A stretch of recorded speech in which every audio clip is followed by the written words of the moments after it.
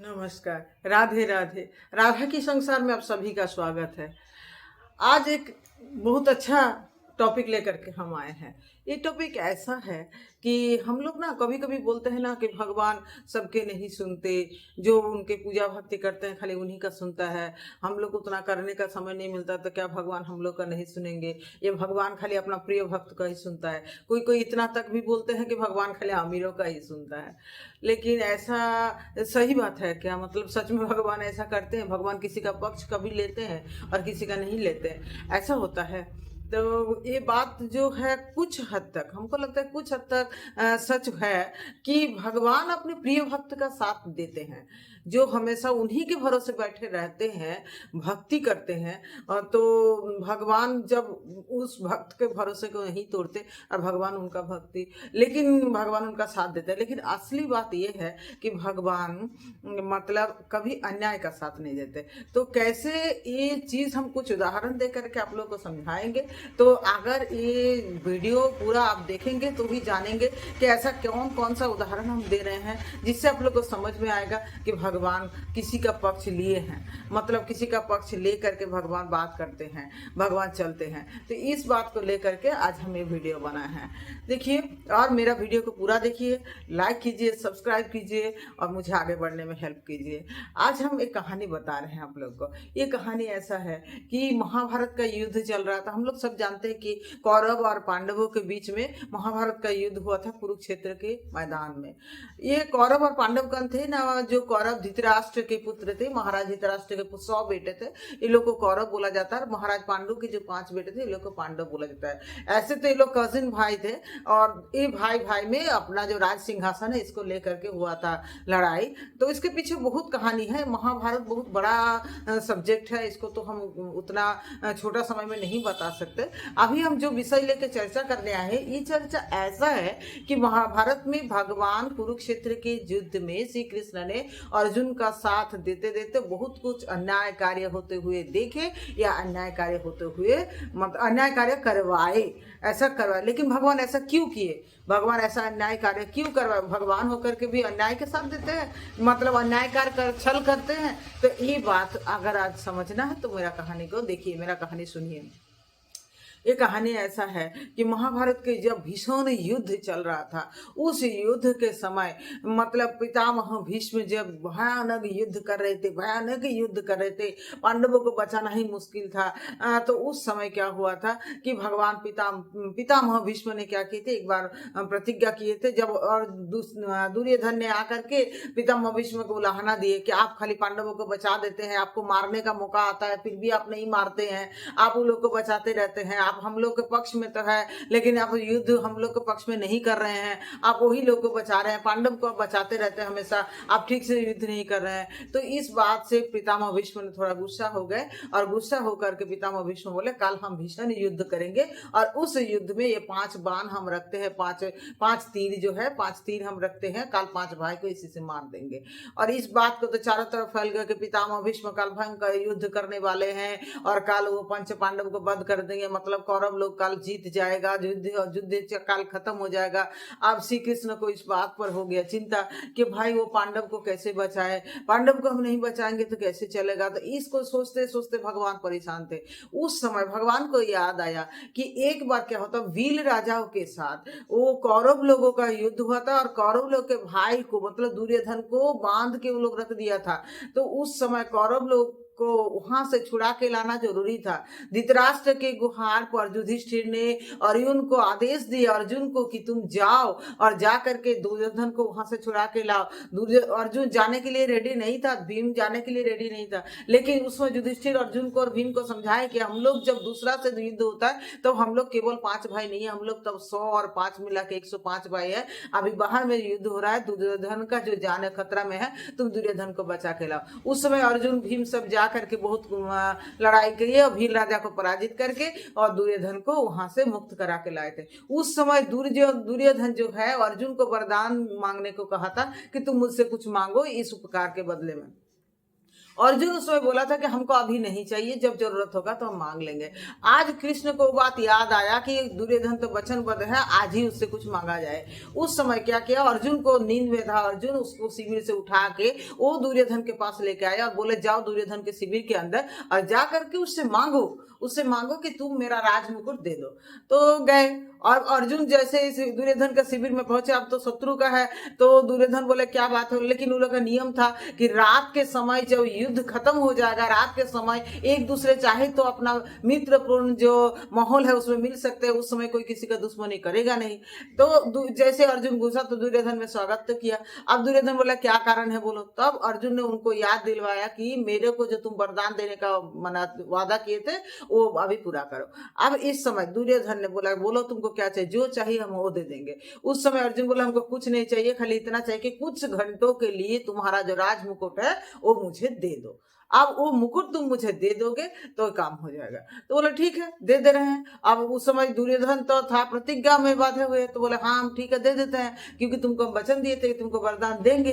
अब दुर्योधन का मुकुट अर्जुन ने लिया, बाहर आया, श्री कृष्ण ने बोला कि अब दुर्योधन का मुकुट तुम पहनो और पहन के तुम भीष्म पितामह के पास जाओ, और जिसके सर पर मुकुट रहेगा भीष्म पितामह प्रतिज्ञाबद्ध थे कि हम उसी के दास रहेंगे।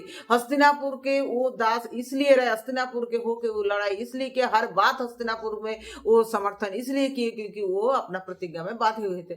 उस समय जब अर्जुन ने मुकुट पहनकर जा करके भीष्म पितामह के पास बोले कि मुझे वो जो 5 तीर है वो वापस करो और हमको वो तीर वापस चाहिए, तो भीष्म पितामह देने के लिए बाध्य था। हम तो यहाँ तक भी सुने हैं, मेरा माँ का मुंह से कहानी हम हमेशा महाभारत का सुनते रहते, उसमें माँ बताई थी, हमको याद है आज भी, कि ये कहानी था कि दुर्योधन का जो मुकुट था उसका कुछ महिमा था। उस मुकुट को पहनने से जो दुर्योधन जैसा दिखने लगा, जो भी पहनेगा वो दुर्योधन जैसा दिखेगा। अब अर्जुन जब दुर्योधन का मुकुट पहन लिया उसका चेहरा तो दुर्योधन जैसा देखने लगा। और जैसे अर्जुन मतलब पहुंचे भीष्म पितामह के पास, भीष्म पितामह सोचे कि दुर्योधन आया। अब वो दुर्योधन बोले कि आपको विश्वास नहीं है मेरा, तो आप मुझे वो 5 तीर दे दीजिए, हम लड़ाई करके वो 5 पांडव को काल मार लेंगे। ऐसे छल करके अर्जुन ने क्या किया, उस समय वो भीष्म पितामह से 5 तीर जो रखे थे पंच पांडव को मारने के लिए वो लेकर के आ गए। ये दो कहानी हम मतलब सुने हैं, एक ऐसा करके आदेश देने का कहानी और एक ऐसे मतलब दुर्योधन जैसा देख के छल करने का कहानी। मतलब भगवान ने यहाँ पर छल करके पंच भीष्म पितामह से तीर लेकर के आ गए अर्जुन अर्थात पांच पांडव को बचाने के लिए। तो इस समय भगवान ने क्या किए, ये तो देखने से ऊपर ऊपर से लगेगा ना, ये तो अन्याय है, भगवान तो ऐसा नहीं करना चाहिए भगवान को। अब क्या हो, दूसरा और एक बार हुआ था जिस समय दुर्योधन ने भीष्म पितामह को लहना दिया था, तो भीष्म पितामह बोले एक उपाय है जिससे तू कभी नहीं मरेगा, तो तुम्हारा पत्नी को लेकर के रात में मेरे घर में पहुंचाना, मेरे घर में छोड़ के जाना, और हम तुम्हारे जो ये है हम जो तुम्हारे पत्नी है उसको सौभाग्य अखंड सौभाग्यवती का वरदान दे देंगे। तो ठीक है, अब भानुमति आने वाला था, लेकिन श्री कृष्ण ने उससे पहले ही द्रौपदी को आकर के उठा के उसको भीष्म पितामह के पास ले गए और बोले कि इनसे प्रणाम करना, जा करके बस खाली तुम प्रणाम करना और कुछ नहीं करना है। और द्रौपदी रात के अंधेरे में भीष्म पितामह के शिविर में जैसे घुस के प्रणाम किए, भीष्म पितामह ने सोचे कि भानुमति दुर्योधन का पत्नी आई है, वो तो अखंड सौभाग्यवती का वरदान दे दिए। अब अखंड सौभाग्यवती का वरदान देने के बाद देख रहे तो द्रौपदी है, तो द्रौपदी उसमें प्रश्न पूछे थे कि पितामह आप तो बोले हैं कि मेरा पति को मार देंगे, मेरा 5 पति काल मारा जाएगा, और अभी मुझे अखंड सौभाग्यवती का वरदान भी दिए, तो ये कौन सा वरदान फलेगा। तो बोले कि नहीं, अभी उस समय जो हम किए थे वो तो आवेश में किए थे, गुस्सा में किए थे, लेकिन अभी जो तुमको हम वरदान दिए ये तो मेरा मन से दिए हैं, तो तुम हमेशा अखंड सौभाग्यवती रहोगे, तुम्हारा पति का मृत्यु नहीं हो पाएगा। तो ऐसे करके वरदान दिए। अब देखिए ये तो दो उदाहरण हम दे दिए कि श्री कृष्ण ने कैसे पांडवों को बचाया। और एक उदाहरण होता है जब जो गांधारी थे दुर्योधन के माता, मतलब 100 पुत्र की जो माता गांधारी थे, वो तो जीवन भर अपने पति नेत्रहीन थे, इसीलिए वो अपने आंख में जो है पट्टी बांध के रखे थे, और इसीलिए उनको में जो सतीत्व का एक पावर आ गया था, और वो दुर्योधन को बचाने के लिए बोले थे जब सब बेटा मर गया है कि दुर्योधन तुम तो कम से कम बचे रहो, तो मेरा एक बेटा तो बचा हुआ रहेगा, पुत्र स्नेह में ये हो करके बोले कि तुम कल रात को नहा करके नदी में नहा करके तुम मेरे पास आना, और जैसे तुम पूरा पूरा उलंग मतलब एकदम खाली कोई वस्त्र नहीं पहन के आना, हम जैसे तुम्हारे तरफ देखेंगे तुम्हारा पूरा शरीर लोहा बन जाएगा और तुम कभी नहीं मरोगे, तो तुम्हारा जय हमेशा, मेरा एक पुत्र हमेशा बचा हुआ रहेगा। तो गांधारी ये बोले थे। अब दुर्योधन जिस समय रात के अंधेरे में नदी में नहा के ऐसे नंगा पंगा जा रहे थे अपने माँ के पास, उस समय रास्ते में कृष्ण आकर के मिल गए। कृष्ण ने सोचा ये दुर्योधन नहीं मरेगा तो ये अन्याय का मतलब ये पांडव कैसे जीतेंगे, पांडव को कैसे संभव है राज्य मिलना। तो आज उस समय क्या किए थे श्री कृष्ण ने, दुर्योधन को बोले कि अरे तुम एक जवान बेटा हो, तुम माँ के पास जा रहे हो, ऐसे कैसे जाओगे, कम से कम एक कुछ अपना मन निचले हिस्सा जो है उसमें कम से कम एक केला का पत्ता पहन लो। और श्री कृष्ण दुर्योधन को उल्टा सीधा पढ़ा के उसको केला का पत्ता पहना के माँ के पास भेज दिए। तो माँ ने जैसे ही आंख का पट्टी खोला और दृष्टि दिए तो दृष्टि से क्या हो गया, दुर्योधन का पूरा शरीर तो लोहा बना, लेकिन जितना हिस्सा में केला का पत्ता पहना हुआ तो उस पर दृष्टि नहीं गया और इसी से वो शरीर चमड़ा का ही रह गया।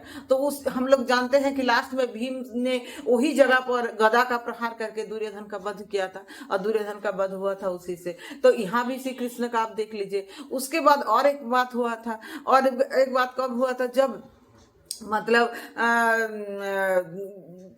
कर्ण ने वहां युद्ध कर रहे थे और उनको भगवान इंद्र से देवराज इंद्र से एक वरदान मिला था, एक तीर मिला था, एकाघ्रति नाम का एक अस्त्र, जो अस्त्र एक बार किसी पर चलाएगा तो वो नहीं जीत सकता, उस अस्त्र का था। अब उस दिन कर्ण ने सोचा कि आज तो हम अर्जुन को मारेंगे ही, इस अस्त्र चला करके भयानक युद्ध हो रहा था। श्री कृष्ण को पता था कि आज तो कर्ण ने वो अस्त्र चला के अर्जुन को मार देगा। अर्जुन को बचाने के लिए श्री कृष्ण ने उस दिन क्या कि भीम पुत्र घटोत्कच युद्ध में लाए, और घटोत्कच इतना भीषण युद्ध के, इतना भीषण युद्ध के कि किसी कौरव का प्राण ही नहीं बचेगा, कौरव सेना ही खत्म हो जा रहे थे, सब खत्म हो जा रहा था। उस समय को घटोत्कच के युद्ध से बचेगा तब तो कोई अर्जुन को मारेगा, और अर्जुन को तो श्री कृष्ण ने सामने आने ही नहीं दिए, वो तो घटोत्कच को सामने रख लिए।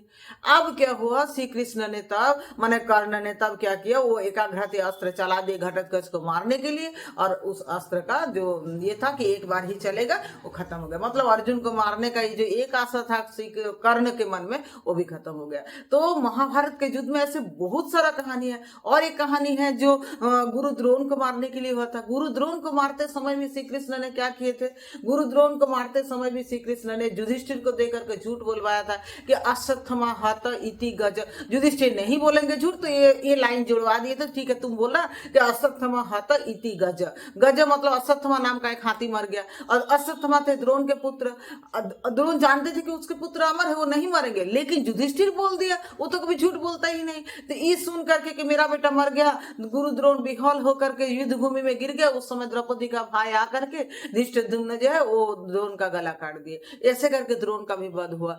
तो इतना जो घटना घटा, ये सब देख करके हम लोग को क्या लगता है कि भगवान पक्ष लेते हैं, भगवान अर्जुन का पक्ष लिए? नहीं बाबा, भगवान अर्जुन का पक्ष, पांडव का पक्ष या कौरव का पक्ष, ऐसा बात नहीं होता है। भगवान के सामने सब आत्मा है, भगवान परमात्मा है, सब उनके संतान है। तो लगेगा कि भगवान कौरव का पक्ष क्यों नहीं लिए? क्योंकि कौरव अधर्मी था।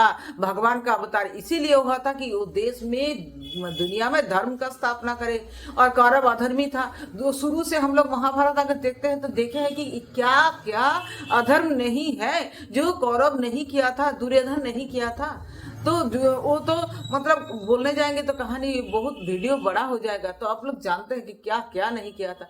तो उसको बचाने के लिए, मतलब ये धर्म को बचाने के लिए, धर्म को दुनिया में स्थापन करने के लिए भगवान ने धर्म को साथ दिए, और धर्म अर्जुन के साथ था, पांडव के साथ था, इसीलिए भगवान ने पांडव का साथ दिए। तो इस कहानी से हम लोग को ये पता चलता है भगवान पक्ष लेते हैं, लेकिन उन्हीं का लेते हैं जो धर्म को साथ लेकर के चलते हैं। हम लोग अगर चाहते हैं कि भगवान मेरे साथ रहे, भगवान मेरा साथ दे, तो हम लोग को चाहिए कि हम लोग धर्म को साथ लेकर चले। भक्ति तो करें लेकिन अंधा भक्ति ना करें। भक्ति करने के साथ साथ धर्म क्या है इसको भी पहचाने, और जैसे किसी को दोष ना देना, किसी का निंदा ना करना, किसी को क्या बोलेंगे, अखाद्य कुखाद्य नहीं खाना, और जहाँ जाना उचित नहीं है वहां नहीं जाना, जुआ ना खेलना। धर्म का तो परिभाषा बहुत कुछ है, क्या क्या कली युग कहाँ कहाँ बसा हुआ है, वो सब चीज नहीं करना।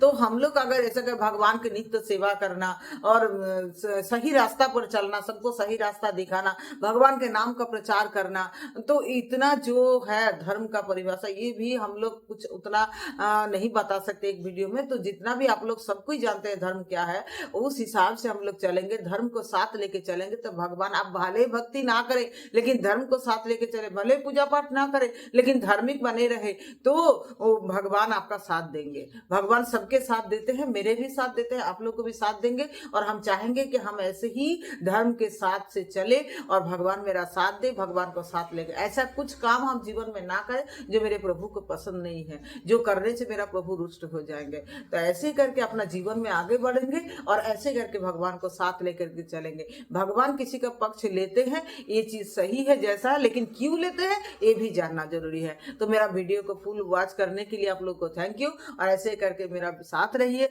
मुझे शेयर कीजिए और मेरा जो वीडियो है इसको ज्यादा से ज्यादा शेयर कीजिए। सबको ये ज्ञान का जरूरत है, शेयर कीजिए और लाइक कीजिए, सब्सक्राइब कीजिए, यही बोलेंगे। और इसी के साथ हम समाप्त करते हैं। राधे राधे।